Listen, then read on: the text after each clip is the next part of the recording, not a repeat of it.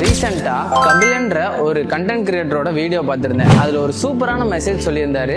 அதை உங்ககிட்ட சொல்லலான்னு தான் இந்த வீடியோ. 1950s கர்ட் ரிச்சர்ட்ன்ற ஒரு சயின்டிஸ்ட் ஒரு எக்ஸ்பிளைன் பண்ணிருக்காரு. ஒரு பக்கெட்ல பாதி அளவுக்கு தண்ணியை நிரப்பி ஒரு எலியை உள்ள விட்டுருக்காரு. அதுவும் ஒரு 15 மினிட்ஸ்க்கு நல்லா டெஸ்பரேட்டா ஸ்விம் பண்ணிட்டு அதுக்கப்புறம் மூழ்கி இறந்து. தென் அவர் என்ன பண்ணிருக்காரு, திருப்பி இதே எக்ஸ்பெரிமெண்ட்டை மறுபடியும் பண்ணிருக்காரு. அதே மாதிரி பாதி பக்கெட் சில எலிகளை உள்ள விடுறாரு.